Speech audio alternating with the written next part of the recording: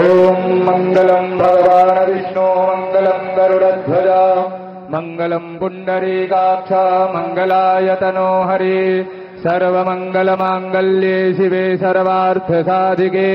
शरण्ये त्र्यम्बके गौरी नारायणी नमोऽस्तुते आचम्याम् ॐ केशवाय नमः ॐ नारायणाय नमः ॐ माधवाय नमः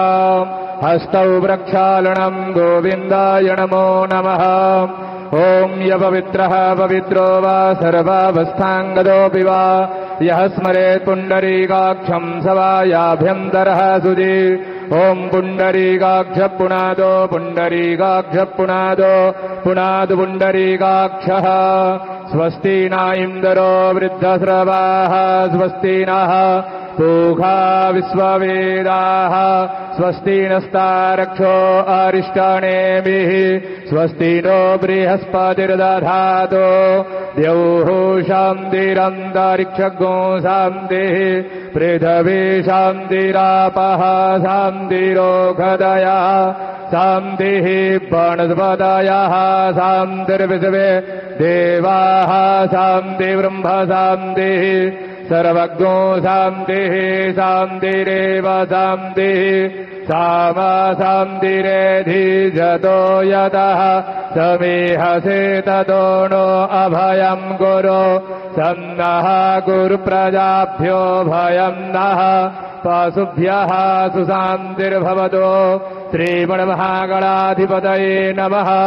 विश्वेशं माधवं दुण्डिं दण्डपाणिं च भैरवम् वन्दे काशीं गुहां गंगां भवानी मणिकर्णिकां वक्रतुण्डमहाकाय सूर्यकोटिसमप्रभा निर्विघ्नं कुरु मे देव सर्वकार्येषु सर्वदा विनायकं गुरुं भानुर्ब्रह्म विष्णुर्महेश्वरान् सरस्वती प्रणम्यादौ सर्वकामार्थसिद्धये धर्मकामार्थसिद्धये सिद्धिबुद्धिसहिताय स्वस्ति श्रीमन्महागणाधिपतये नमः संकल्पः हस्ते जलाक्षतमुदपाणिं गृहीत्वा संकल्पं स्मरेयुः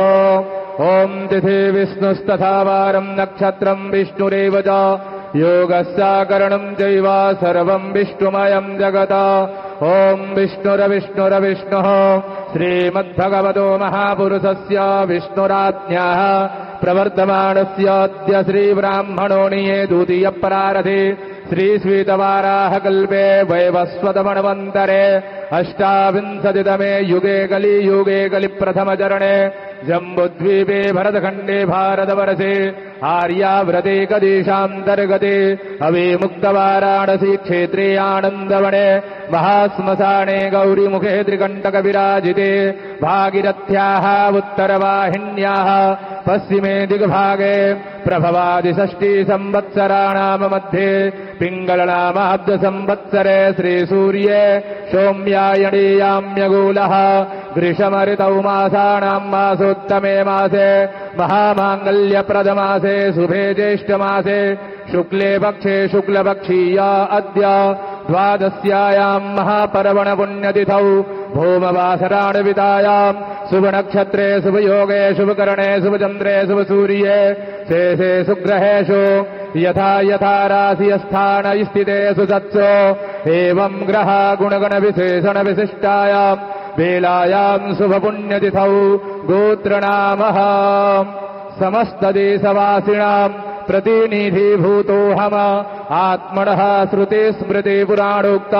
वेदोक्तशास्त्रोक्त पुण्यफल्यप्राप्त्यर्थम् शरीरे आरोग्यता प्राप्त्यर्थम् सर्वत्र यश विजय कीर्तिलाभादि प्राप्त्यर्थम् विशेषतः सर्वे भवन्तु सुखिनः सर्वे सन्तु निरामया सर्वे भद्राणि पश्यन्तु मां कश्चित् दुःखभाग् भवेत् इति कामनयाः श्रीगङ्गादेवी सुप्रसन्नार्थं च अद्य बहुभिः ब्राह्मणैः सह मातेश्वरी गङ्गादेवी पूजनम् अहं करिष्ये तत्रादौ निर्विघ्नतासनसिद्ध्यर्थम् आदौ गणेशयम्बिकयोः स्मरणं च करिष्ये ॐ मङ्गलानां द्वा गणपतिगुं हवामहे प्रियाणां द्वा प्रियपतिगुं हवामहे निधीनां द्वा निधिपतिगुं हवामहे वसो मम आहमजानि गर्भदम त्वमजासि गर्भदम् अम्बे अम्बिकेऽम्बालिके नमानयति कश्चन स षष्ठ्य स्वागः सुभद्रिकाम् कम्बेलवासिनीम् ध्यानं समर्पयामि श्रीगणेशाम्बिकाभ्याम् नमः मातेश्वरि गङ्गादेवी पूजनम् अथ ध्यानम् नमो देव्यै महादेव्यै शिवायै सततम् नमः नमः प्रकृत्यै भद्रायै निहता प्रणता स्मताम् ध्यानं समर्पयामि मातेश्वरि गङ्गादेव्यै नमः एतानि पाद्यम् अर्घ्यम् मुखे आत्मनीयम् सर्वाङ्गे स्नानीयम् जलम् समर्पयामि यथ पयस्नानम् ॐ पयः पृथिव्याम् पयवोघदे घुपय दिव्यन्तरिक्षे पयोधाः पयस्वदेः प्रदिशः सन्तु मह्यम् पयस्नानम् समर्पयामि मातेश्वरि गङ्गादिव्यै नमः पयस्नानाम् ते शुद्ध्योदकस्नानम् ॐ देवस्य त्वासविदुः प्रसवे स्विनोत् बाहुव्याम् पोषणो हस्ताभ्याम् शुद्ध्योदकस्नानीयम् जलम् समर्पयामि मातेश्वरि गङ्गादिव्यै नमः गन्धाक्षतपुष्पाणिम ॐ गन्धद्वाराम् दुराधरसाम् नित्यपुष्टाम् गणेशणीम् ईश्वरीम् सर्वभूतानाम् दामिहो बह्वये श्रियाम् अक्षण्णमीमदन्तसवप्रिया अधूखदा स्तोखद स्वभानवो विप्राणविष्ठयामदि जोजान्विन्द्रदे हरे ओखदेः प्रतिमोदध्वम् पुक्पवदेः प्रसूवरेः अथवा इव सजिद्वरेर्पेरुधा पारैष्वः काण्डात् प्ररोहन्ते परुघः परुघस्परे एवाणो दुर्भे व्रदनुसहद्रेण सदेन च नमो बिल्मिने जगवदिने च नमो पर्मिने च परुधिने च नमः श्रुताय च श्रुतसेनाय च नमो दुन्दुभ्याय च हनन्याय च इदम् विस्तुर्विजग्रमेत्रे धानि दधे पदम् समूढमसि अवाग्मुसूरे स्वाहा गन्धाक्षतपुष्पाणिम् दुर्वाङ्कुराणि विल्लपत्राणि वा तुलसीदलानिम् समर्पयामि मातेश्वरि गङ्गादिव्यै नमः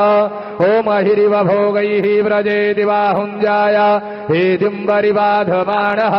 हस्तगणो विश्वाभ्ययुणानि विद्वान् पुमान् पुमाग्गुसम्परिबादुभ्यस्वदः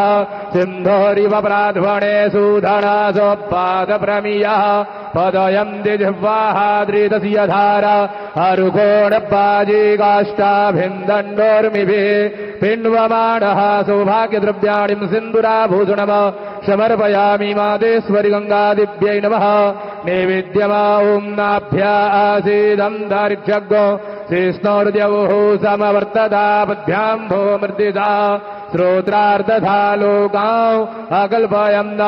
नैवेद्यम् निवेदयामि निवेद्याम् ते ॐ प्राणाय स्वाहा ॐ अपानाय स्वाहा ॐ व्यानाय स्वाहा ॐ उदानाय स्वाहा ॐ समानाय स्वाहा ब्रह्मणे नमः मध्ये मध्ये पानीयमुत्तराभूषणम् जलम् समर्पयामि हस्तौ प्रक्षालनम् आरारदिग्यम ज्वालामालिन्यै नमः ह्रीं नमः शरवोपचारार्थे गन्धाक्षतपुष्पाणिम् समर्पयामि ओमिदग्गुं हविः प्रजाननम् मे अस्तु दशवीरग्गुं सर्वगणग्गो स्वस्ताय आत्मसनि प्रजासनि पशुसनि लोकसन्न्यभयसनि अग्नेः प्रजाम् बाहुलम् मे करोत्वन्नम् पयोरेतो असमासु धत्ता कर्पूरगौरम् करुणावतारम् संसारसारम् भुजगेन्द्रहारम् सदा वसन्तम् हृदयारविन्दे भवम् भवानी सहितम् नमामि कदलीगर्भसम्भूतम् कर्पूरम् सुप्रदीपिकाम् आरारदिग्यमहम् गुरु मे वस्य मे वरदा भव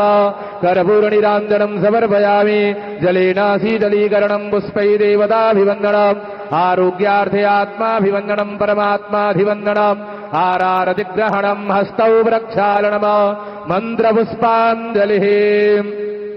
ॐ यज्ञेन यज्ञमयम् ददेवास्तानि धर्माणि प्रथमान्यासन्ना तेहनागम् महिमाणः सजन्त यत्र पूर्वे साध्याः सन्ति देवाः गङ्गातरङ्गरमणीय जटाकलापम् गौरी निरन्तरविभूषितवामभागम् नारायणप्रियमदङ्गमदापहारम् वाराणसीपुरपतिम् भज विश्वनाथम् गङ्गा गङ्गेति यो ब्रूयात् योजनानाम् सदैरपि